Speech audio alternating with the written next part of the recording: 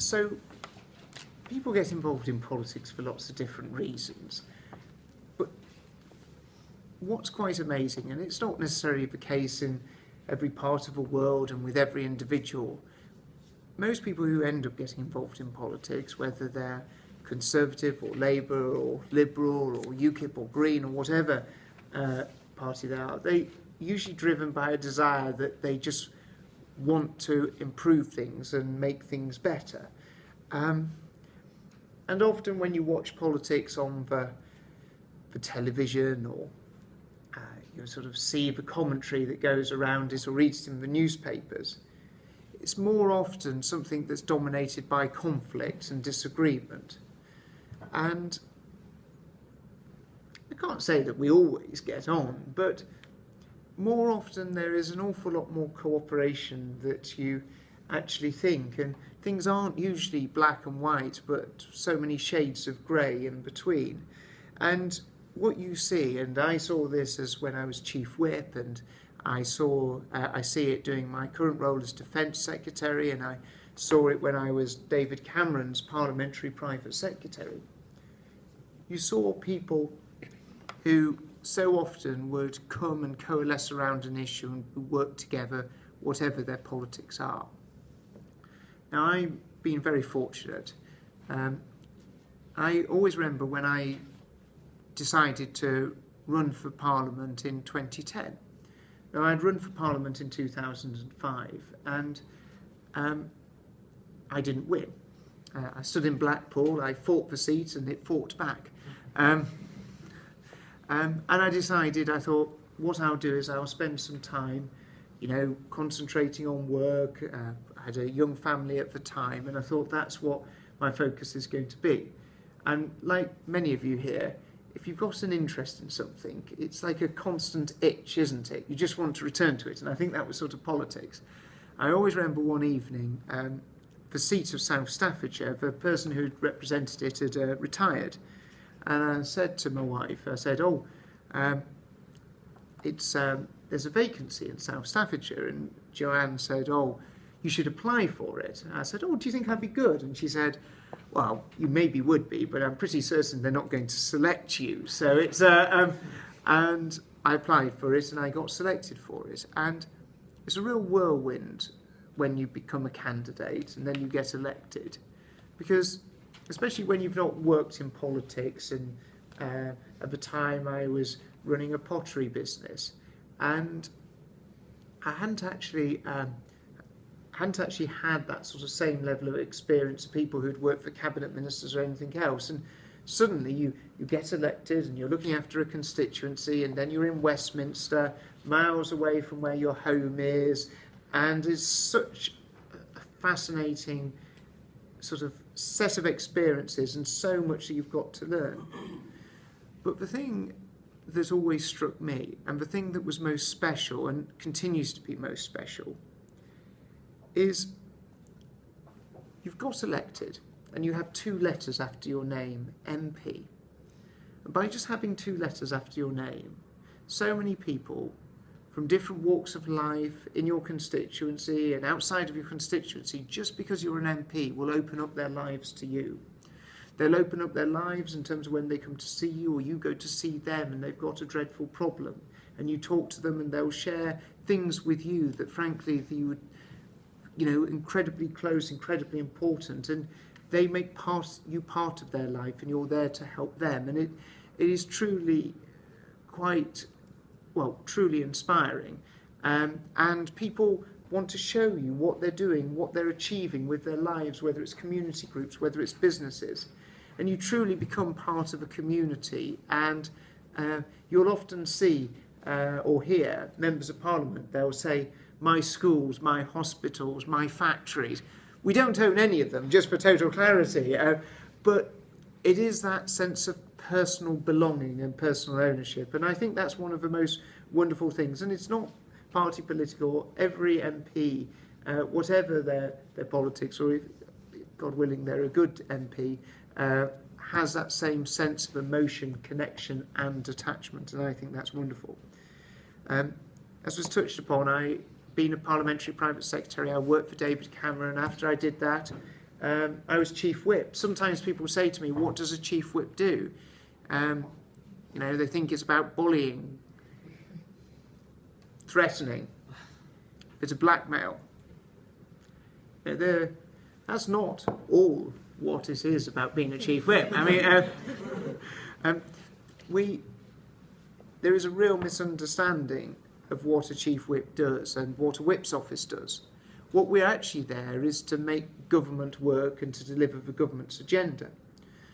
But if you think about if you've got a problem, if you go to someone with a problem and every time you're told that you're wrong, you've got it incorrect, you need to do it differently because the government is right, well, actually you'll stop.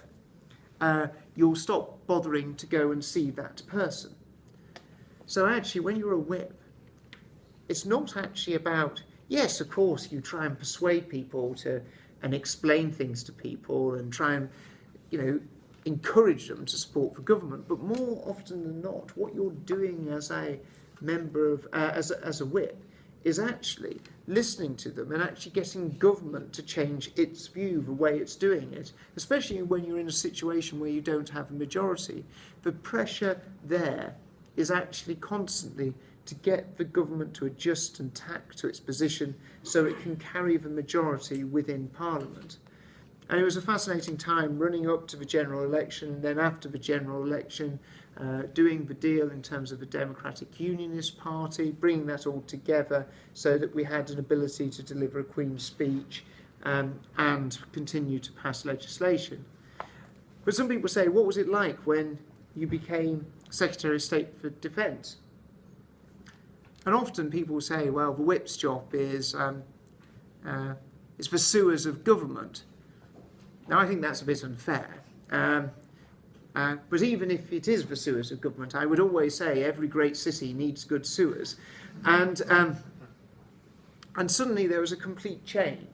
There was a change from being behind the scenes, never to be, no one ever knowing what you think or never being able to say anything because all you do is quietly deliver, to suddenly being responsible for a whole department, 250,000 people if you include the Army, Navy, Air Force, the civil servants, the reserves. And the MOD is quite a unique department. In education, if you're the Secretary of State for Education, you're creating policy for other people to follow. You don't deliver schools, you don't deliver actually education. That's a whole plethora of governing bodies up and down the country, multi-academy trusts, local councils. You're just there to set policy. In the MOD, you're there to set policy. You're there then to deliver the policy with the armed forces that you have. But even something more, because you actually have a responsibility to those people. Because actually all of our armed forces have to accept that they are not going to be able to speak, that they are not going to be able to have their voices heard. They just have to do the bidding and deliver for the government. So we have a responsibility when you're Secretary of State, or I and my ministers have a responsibility.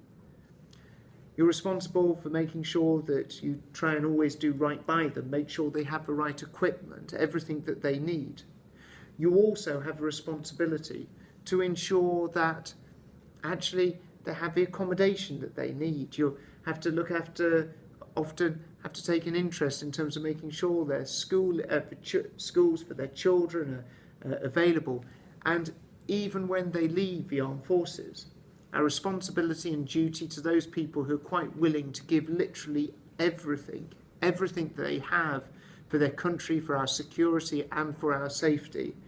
Our responsibility doesn't end when they leave the Army or the Navy, the Air Force. Our responsibility really continues all the way through their life. And it is an immensely humbling experience. I can't say how privileged it is to hold this role. And what strikes you is what an important role they do. Every day of every year, they're actually doing something in a different part of the globe. So often they're things that we can't actually talk about. They're things that we can't actually go onto the media to say. But everything they're doing is about trying to keep Britain safe and actually trying to protect our interests around the globe. And to be the person that has the political responsibility, to be the person that actually has to be accountable for them, but also accountable to them, is one of the greatest privileges I think anyone can truly have. And I just hope for however long I'm Secretary of State for Defence, and these things never last forever, you can, in everything I do, I hope that I can make sure my little legacy for the armed forces is to leave them stronger in a better place, and make sure that they understand that they've had a Secretary of State that will stick his neck out for them. I will shut up and let you ask some questions. Thank you very much.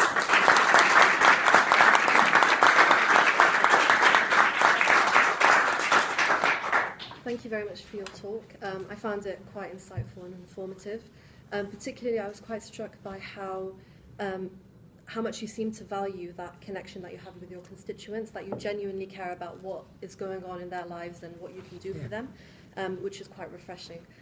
So thank you very much, and I'm going to go on to the questions now. So if I can please have Munia's question first, Josh's, and then Edward's question, and we'll do the questions in threes if that's okay. Of course. Thank you. Good evening, Secretary of State. Thank you very much for an inspiring talk. My question to you is, what strategies do you use to make quick and pressing decisions? Yeah.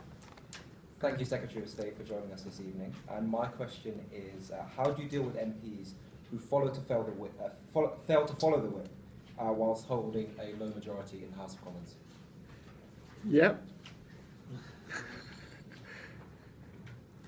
And the third question, Secretary of State, is how do you manage the challenges of running a large government department where controversial decisions are needed to be made? Okay. So if I take the first and last together, if that's okay. So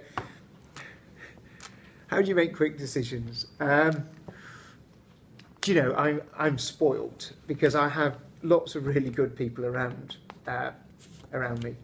I always remember being given the advice is whatever you do in life, try and employ people who are a lot cleverer than you are. Some of us find it easier to find lots more people cleverer than we are. And the one thing I'm really lucky at with is I've got, the armed forces, the civil servants. They're truly inspirational people. They know their stuff incredibly well. When we were looking at doing the strikes in Syria, whether it's from the chief of the air staff all the way down to the people who are, managing the loading of the missiles, the people who are doing the selecting of the targets, absolutely top of the game. And I always think that how to make quick decisions, I think it's always really important to have a clear idea of what you're wanting to achieve, but not be nervous, not be nervous about putting challenge to the people that you're getting advice. But ultimately, you have to take a risk. And I always remember I'd not been a member of Parliament very long, and I'd made a bit of a mistake. And I won't go into the mistake, but it wasn't a major one, but I was a bit annoyed with myself. And I remember speaking to June, who had worked for the previous Member of Parliament, and she was working for me, and I said, June, oh, I've made a bit of a mistake. And she said, do you know, the only person that's never made a mistake in life is the person that's never done anything. And there is a real truth to that. And you have to understand that whether you make a decision in lots of time or quick time, there is always a risk of failure, but it is always, the thing that frustrates people more than anything else is people who are unwilling to make a decision. And often, more often than not, your first instincts tend to be the right instincts. And I would always say rely on your judgment, but don't be frightened to make the wrong decision, because, you will make the wrong decisions, but always seek advice if you can get it. Always be willing to listen and to question, but never be afraid. Going on to how to manage a large department, I think some of the key elements to it is, I always say from when I was running a factory to when I'm at the MOD, is walk the factory floor. be willing to speak to absolutely anyone, because the people at the top of the organisation are sometimes the people that will have their own agendas. Well, very rarely if someone, whether they're manufacturing pottery or they're just involved in the organisation, whether such as the involved in organisations such as the MOD, they'll often have a clear idea or view as to where some of the things are going wrong. So I'd always say any management of the organisation is about making yourself accessible, and it is having a willingness to actually engage with everyone. Don't isolate yourself. Always be there. Try and seek out the people that aren't always put in front of you, because sometimes the people who are put in front of you, there's a reason for it. But you should always try and create the ability for them to put ideas and challenge to you, because we aren't always, you are never always going to be right, but also it's about getting the right information to you as well. And on an organisation which, it is fair to say that defence is made up, it's not just one organisation. I thought to myself before I got here, I thought, well, there's a bit of rivalry between the Army, the Navy and the Air Force.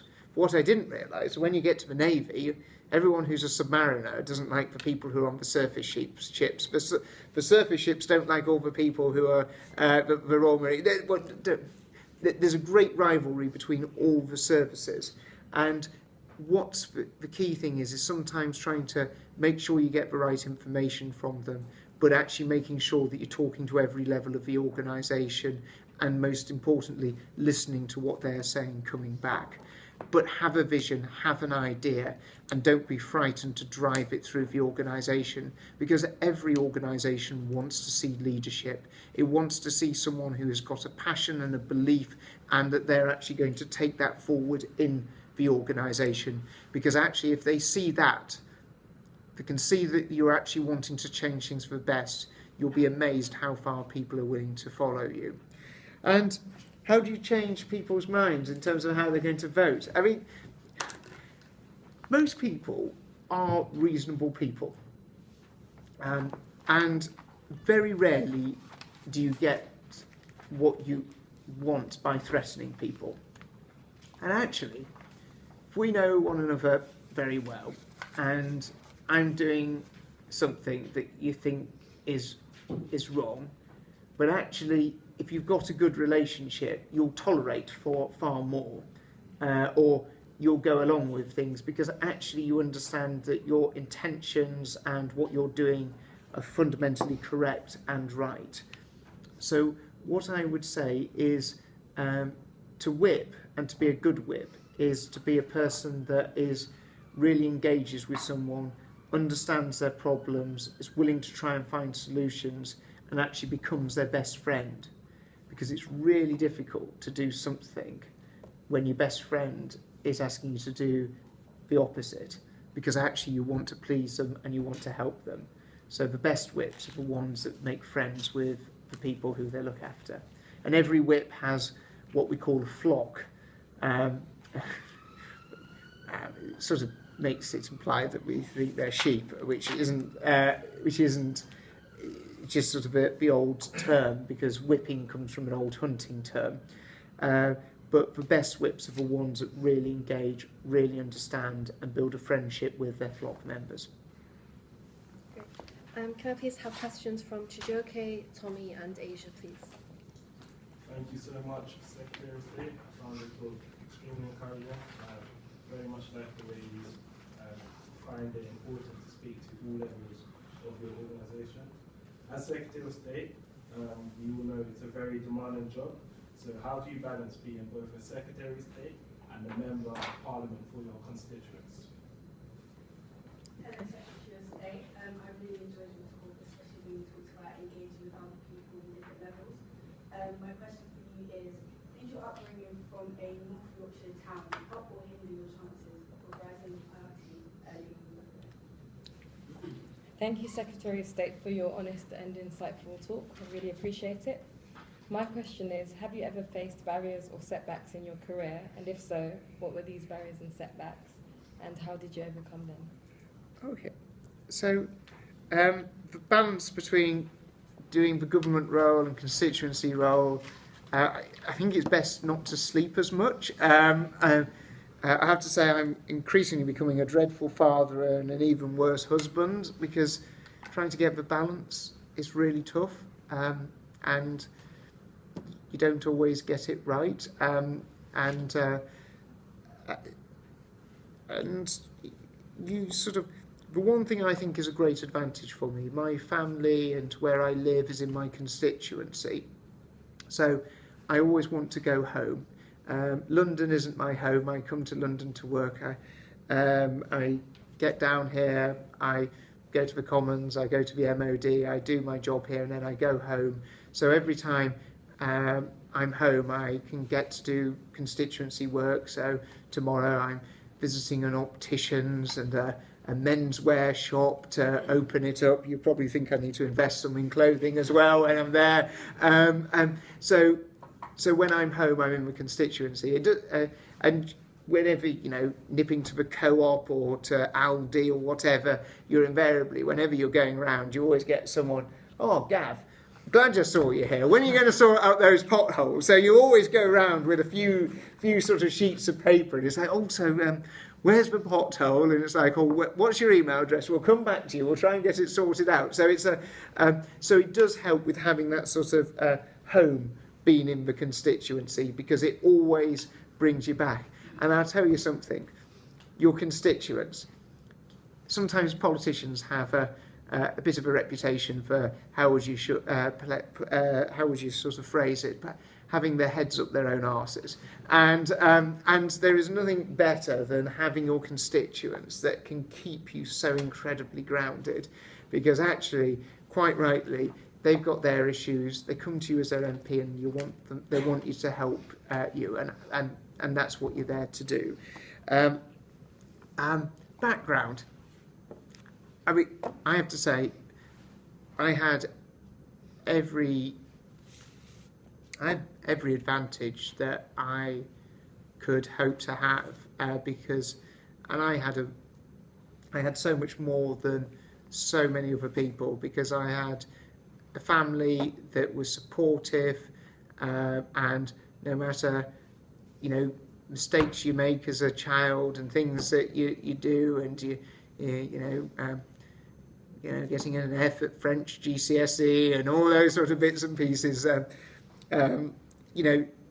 have a family that was able to support me gave me the very best advantage in life. And I think coming from a perfectly normal school in Scarborough, and I've just found politics really, people just threw open doors for me, and I've never felt that I've ever been held back because of my background.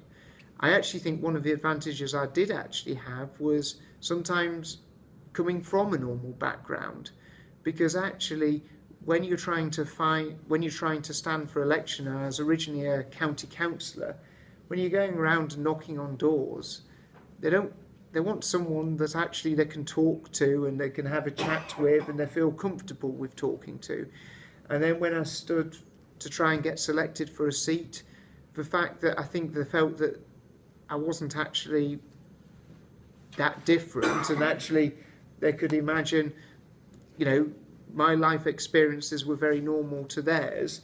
I think that actually was an advantage in getting into politics in many ways. So I don't feel that's ever been something that has disadvantaged me. And I would really say, and this is, I'm sure, the case with every party, is whatever your background, actually what you find is actually most parties really do welcome you and actually really want to encourage you. And I do in my constituency.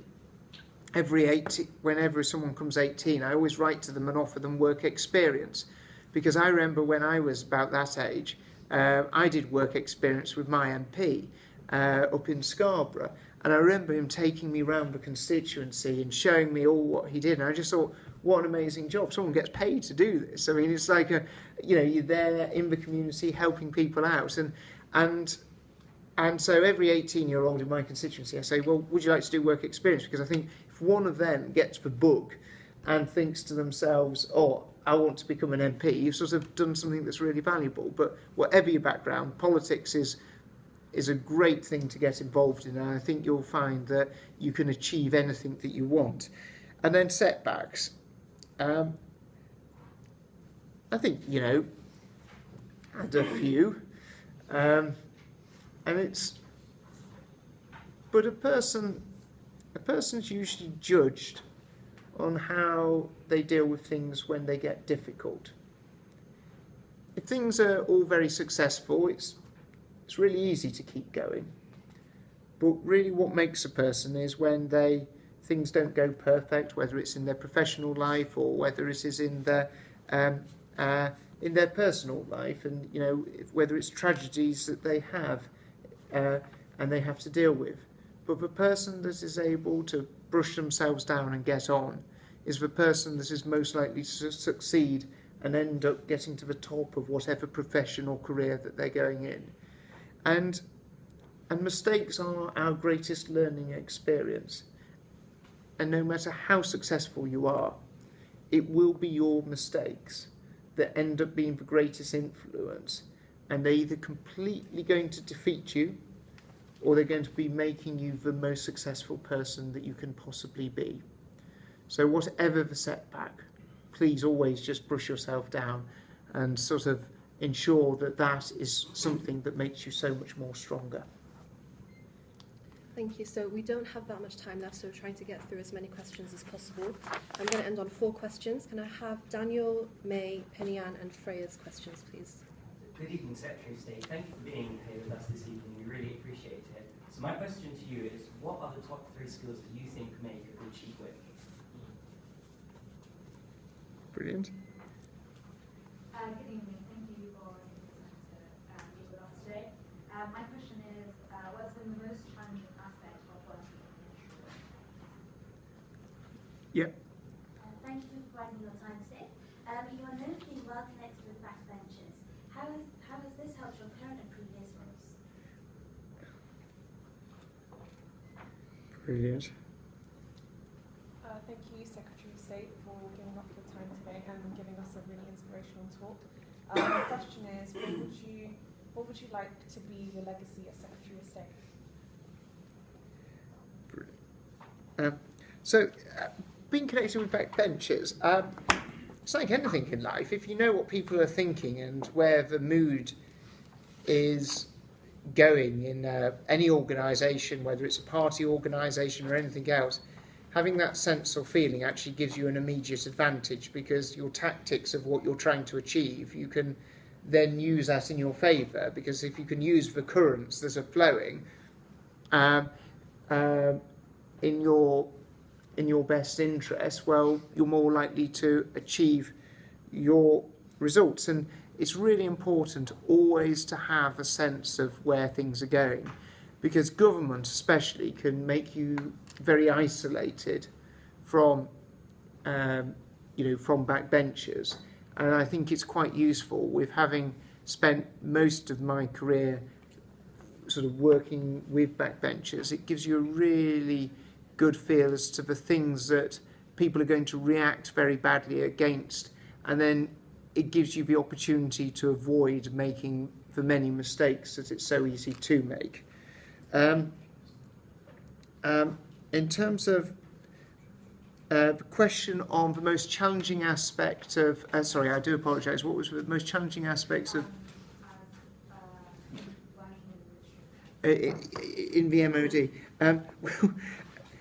I think you'll vouch for this, but the MOD like to speak in acronyms, don't they?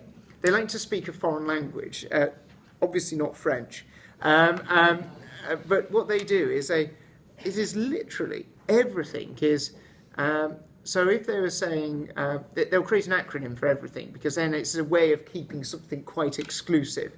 So penetrating the language is one of the most, sort of on a day-to-day thing, sometimes one of the most challenges. But the more fundamental thing as to what is probably the most challenging is actually winning people's trust. Winning people's trust that actually you're there to try and make a difference for the organisation in terms of doing something that's important, that is going to have a beneficial impact. And that leads me on to legacy. So what legacy? What legacy would you like? The legacy that I think you always want to do is to leave an organisation stronger than that you found it. That's making sure that financially it's stronger. Actually, the capabilities that the armed forces have are better than what you inherited. So to leave something that is improved from what you got, that is what I'm hoping to do. But fundamentally, that's the ability for Britain to be able to project its presence right around the globe. It's the ability for Britain to be able to deter countries who wish to harm us. It is our ability to stop people doing things that we do not want done to us. And if I can leave our armed forces in a better position to be able to do that, I think that's going to be absolutely critical.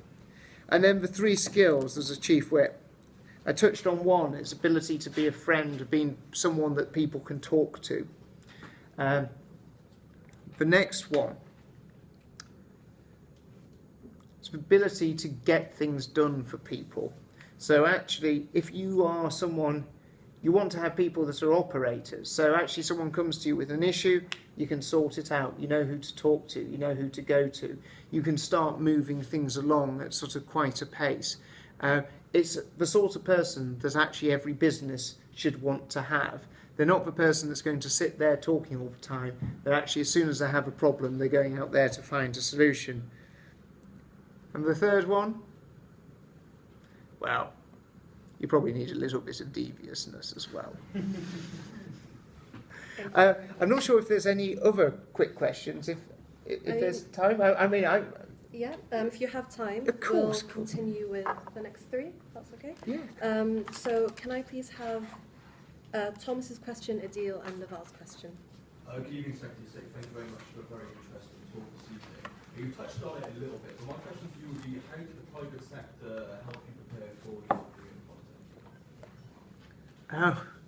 Oh, first question, yes. Good evening, Secretary of State. Thank you for giving up your time this evening. My question is, what was the quality of your next successful Secretary of State? And 2. And Naval? Yeah, good evening, Secretary of State. Thank you for coming to see us today. My question to you is, what is a typical day like in your role as Secretary of State? Brilliant. Okay, so what in the private sector prepares you for work as an MP? I'm not really sure an awful lot does, because it's such an unusual job. But probably the most useful thing was actually, I suppose, it's for problem solving in terms of working out how to get a solution for your constituents. And actually, if you're especially in a people-facing role, I think that's incredibly important, because you always want people to feel free and easy to approach you and talk to you about any of the issues that they have. And that's what I think is so critical. So if you are in that sort of people-facing role, if you've got good problem-solving skills, that can put you in a really good role in terms of being an MP. Then what do you need to be a good Secretary of State? Oh, blimey. I'm probably able to answer that question better once I've been sacked. I think the most important thing is actually, and I think you have to have a vision as to what you want to achieve. You have to have a vision, and you have to be there and willing to drive it through into the department, and you've got to persuade people to share that vision and share that passion and really share that understanding of what you're wanting to achieve and be infected by it. And the third question, sorry, I didn't drop the third question down, which was a typical day. So my typical day, I usually like to get up at 5:45, and I like to go into my parliamentary office nice, bright and early, because it's just nice to it's nice to sort of just at that time of the morning, there's a calmness and there's a quietness in terms of Parliament.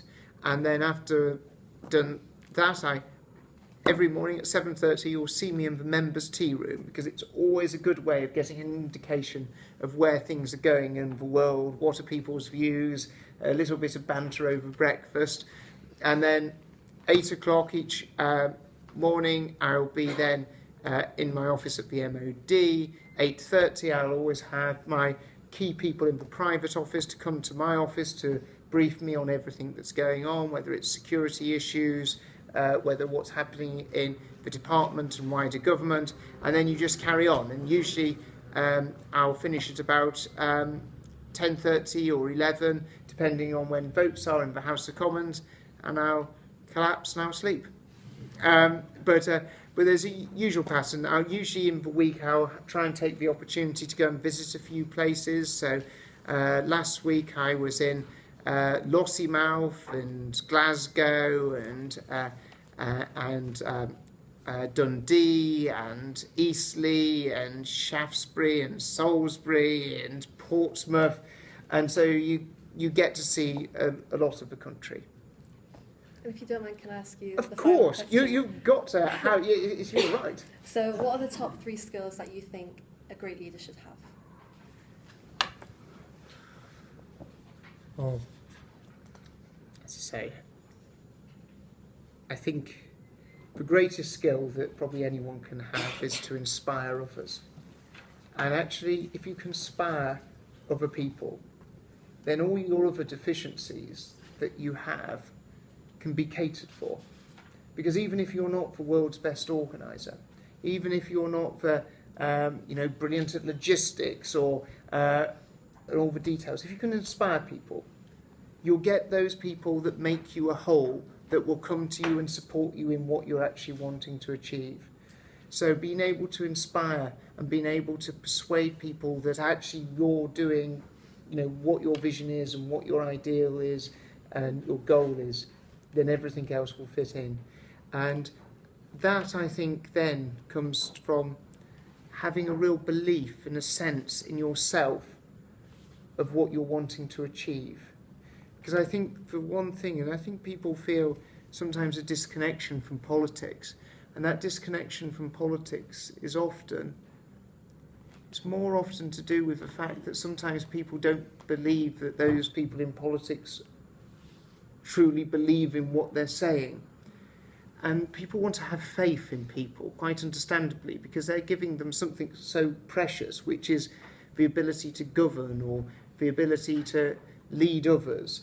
And so I think that sense in yourself of actually the thing that you're wanting to deliver, that it is important, it is actually core to you, is so incredibly vital. And the final quality, it's probably a good sense of humour, because you'll need it along the way. Definitely. Thank you very much, Secretary of State. If we can give a round of applause.